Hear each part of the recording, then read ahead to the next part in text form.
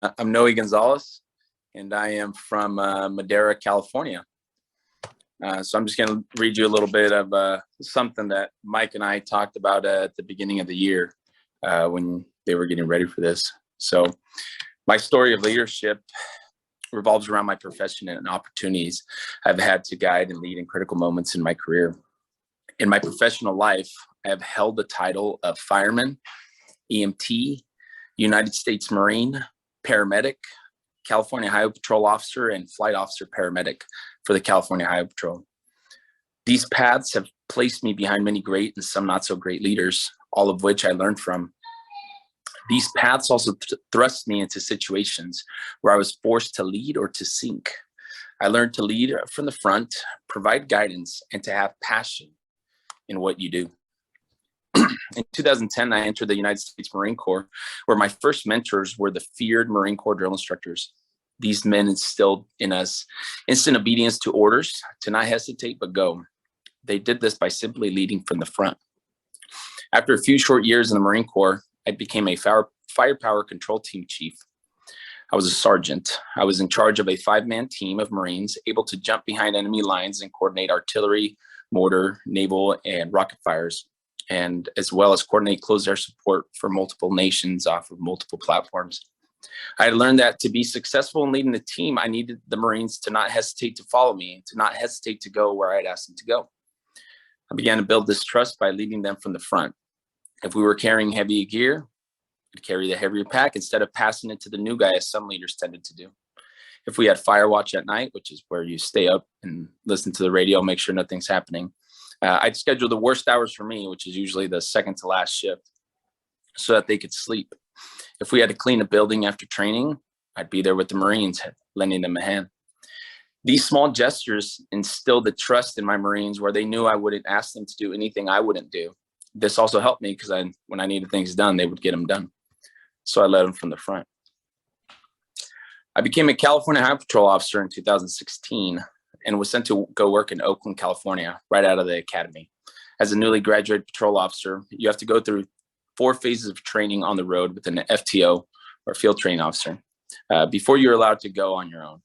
With Oakland being a tough city to work in due to the high crime rate, our FTOs were generally mean and salty.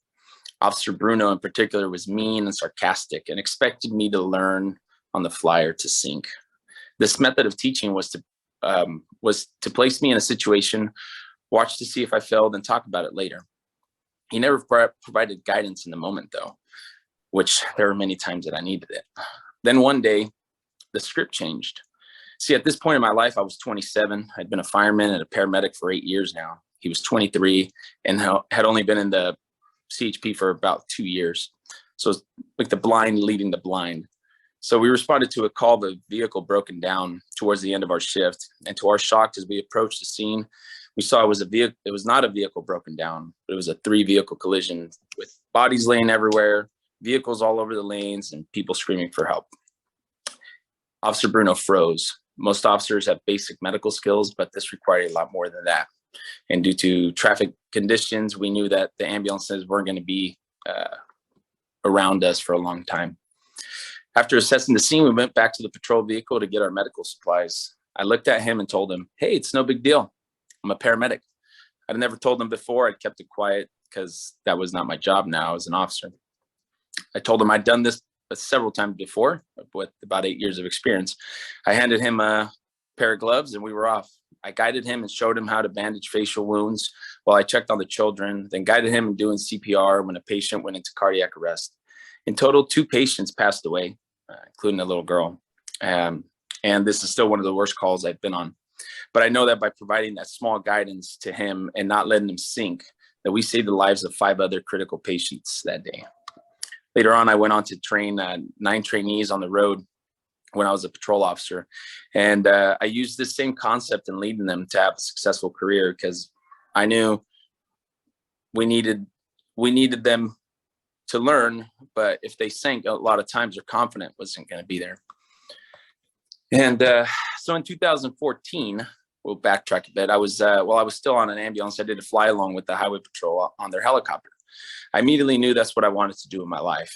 I became obsessed and passionate with becoming one of the few flight officer paramedics for the highway patrol. I completed my schooling and immediately applied with the department. After getting into the academy, I began to visit the unit on a monthly basis, sacrificing valuable family time to make sure they knew I was the person they wanted. Once given the chance to pick an office while I was at the academy, I chose Oakland because I believed going to the hardest office in the state would give me a leg up. I began training with them monthly and taking time off in Oakland to go train with them. This was done out of passion and commitment to get there, to get where I wanted to be. 7 years later, I interviewed versus 5 other officers. The interviewer told me I got the job because they saw the passion I had for the job and the work I had put in to get to that point. Now I have the best job in the world, doing rescues in the Sierra Nevadas, including Yosemite, and helping others in need during medical aid calls, while still acting as an officer, assisting the officers with their support. I get to provide a leadership role in chaotic scenes and provide a sense of calmness when situations get rough. Now, this whole thing was all about me, and what I learned and what I did, but none of this could have been done without, obviously help from my family and help from the big man upstairs and Mike sometimes too. Thank you.